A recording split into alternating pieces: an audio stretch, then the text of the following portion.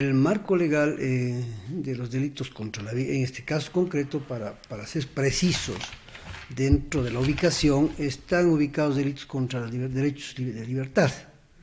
Y claro, obviamente son delitos que agravan o afectan la vida, ¿no? O van contra la vida.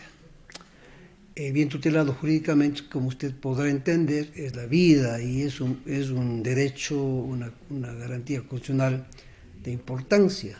Es más, se maneja a nivel de tratados internacionales.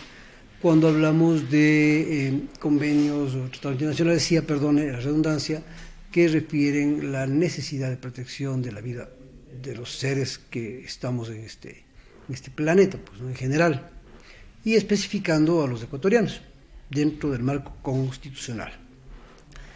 Ahora bien, si hablamos de sicariato y la definición de tal, recordaremos que este es un tipo penal incluido hace no mucho en el marco legal ecuatoriano dentro del Código Orgánico Integral Penal, y que obviamente al ser nuevo la exigencia del legislador fue buscar un mecanismo único que trate de definir un tipo penal que requiere elementos constitutivos específicos.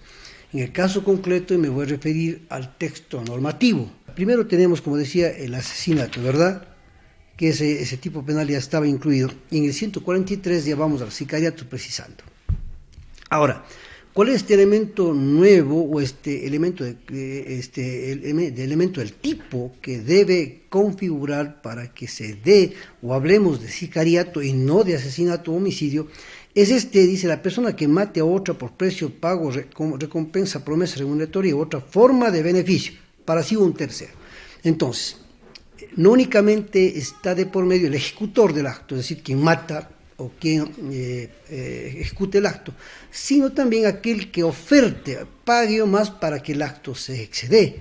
Entonces, ahí sí hablamos de la configuración de sicariato, si hablamos de sicarios, quien mate a una persona por remuneración, por promesa y por más, conforme lo manda la ley. Hay algo más aquí, dice, la misma pena se puede aplicar a la persona que en forma directa o por intermediarios encargue u ordene el cometimiento de este ilícito, lo que estamos planteando. ¿Cuál es la diferencia que podemos encontrar entre lo que es sicariato y lo que es asesinato? Sicariato, como recordamos, un tipo penal nuevo, realmente nuevo, y el asesinato existente hace muchos años atrás. Nos viene inclusive como delegación o como un rezago, como un rezago del propio Código Penal ecuatoriano existente hace tiempo atrás. El asesinato, por su parte, en el artículo 140 explica: la persona que mate a otra sancionada con pena privativa de libertad de 22 a 26 años, la pena es exactamente la misma, y dice aquí varias circunstancias para que se configure asesinato. Dice, a sabiendas que la persona infractora ha dado muerte, colocar a la víctima en situación de indefensión por medio de inundación, etcétera, buscar dicho propósito, utilizar medios, entre varios otros de tantos elementos que requiere para que se configure a su vez el asesinato. Porque si vamos a los delitos contra la vida, el homicidio, que es otro de tantos, habla por parte, únicamente como requisito de la persona que da muerte a otra persona, con una pena muy inferior a la que estamos hablando, tanto en asesinato como también en sicariato. Otra forma de delito contra la vida, el famoso conocido como ustedes, conocido por ustedes, el famoso femicidio, ¿no?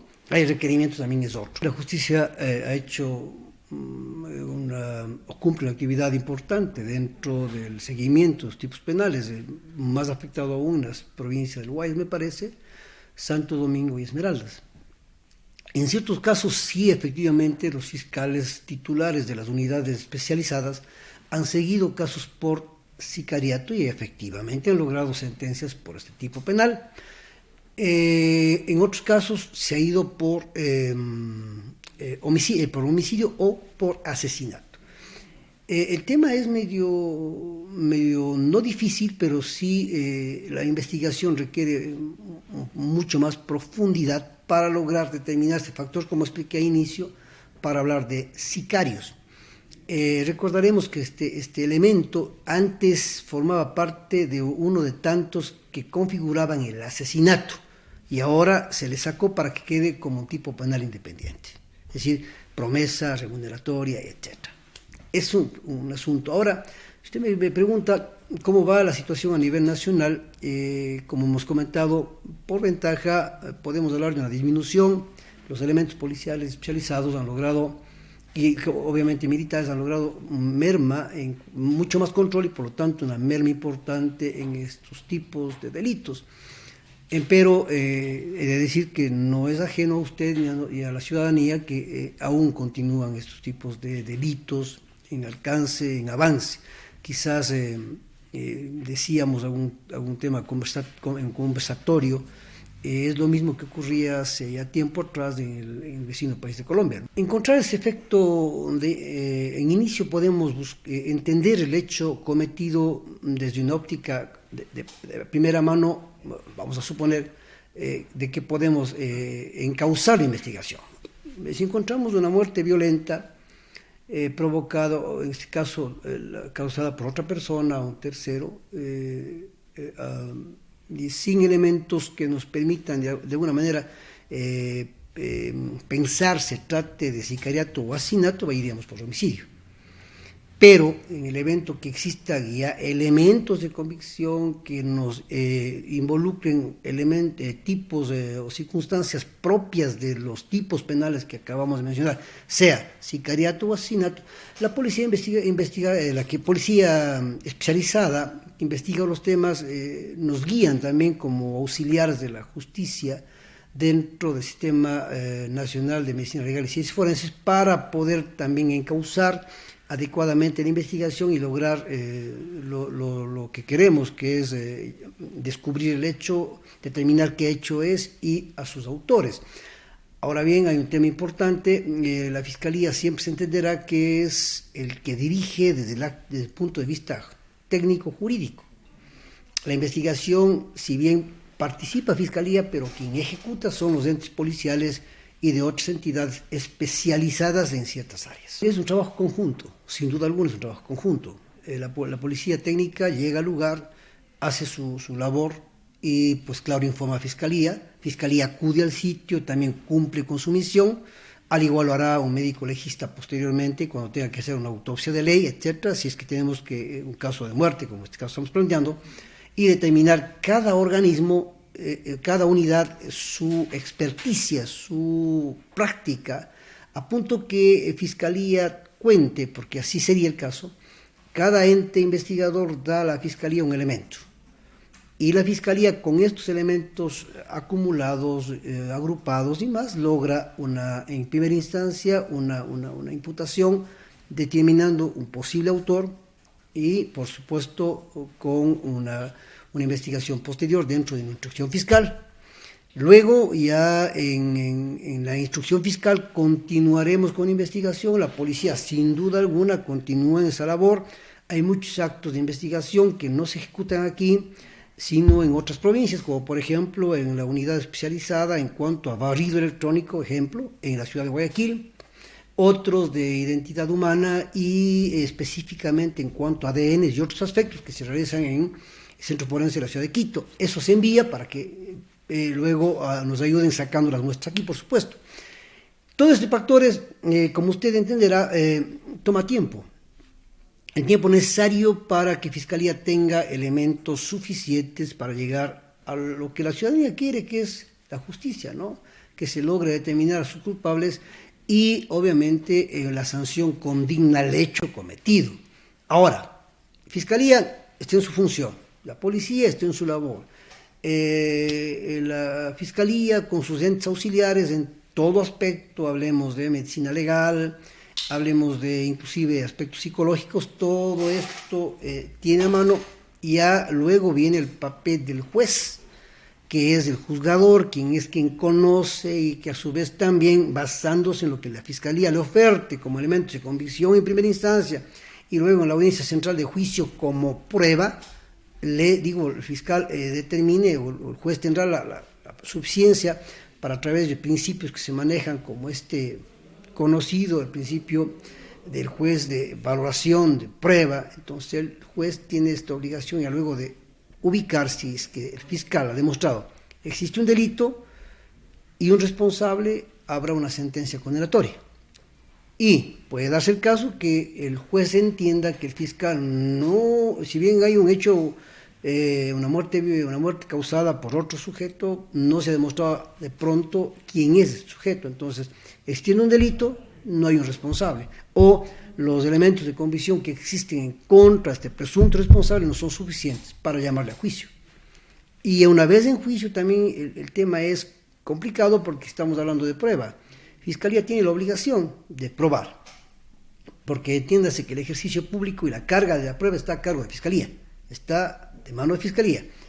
Y claro, el sujeto tiene, sujeto autor o responsable presuntivo, tiene un principio que le cobija hasta finales únicamente que se fractura o se rompe con sentencia ejecutoria firme, que es el principio de inocencia, o el estado de inocencia. La condena implica varios aspectos, no únicamente es la sanción que implica la privación de libertad por el tiempo que pues prevea, sea de acuerdo al tipo delictual que estemos analizando. También está de por medio multa y también está de por medio la reparación integral a las víctimas, que también tiene factores.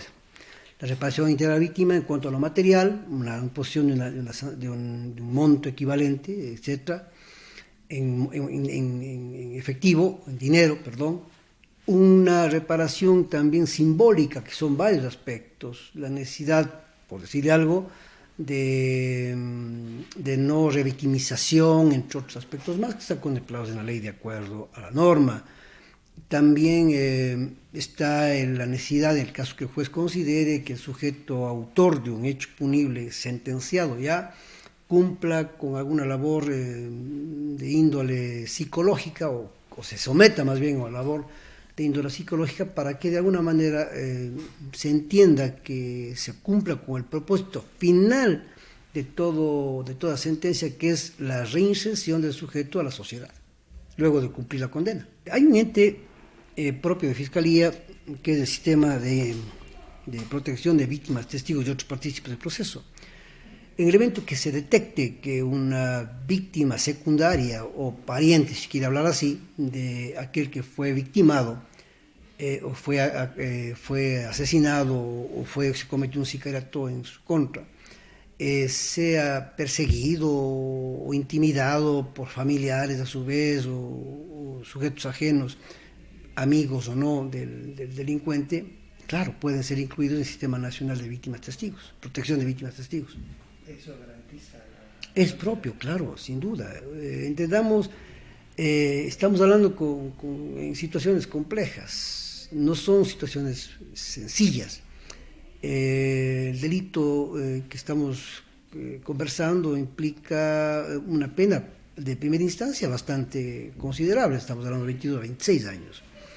De segundo momento, la implicación o los antecedentes o los particulares que llevaron al sujeto a cometer ese hecho también sitúan al sujeto víctima secundaria en un puesto vulnerable. Y eso se requiere, por supuesto, algo auxilio, ayuda y más del sistema que maneja Fiscalía General del Estado. La recomendación básica de Fiscalía sería que en el evento que se den estos delitos, exista la suficiente colaboración que nos permita, por supuesto, a una pesquisa adecuada, una investigación propicia y que logremos el final que todos queremos, una sociedad con justicia y sobre todo, por supuesto, un sentenciado, un condenado que cumpla una condena, perdón, redundo, condigna al hecho que comete.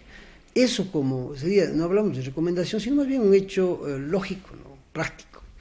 Lo que sí Fiscalía siempre pide es que aquellos que son víctimas secundarias que puedan conocer del hecho, los testigos que también puedan conocer del hecho, nos ayuden, coadyuven en la investigación y si de ser el caso requieren protección, Fiscalía lo brindará a través, como digo, del sistema de protección de víctimas testigos.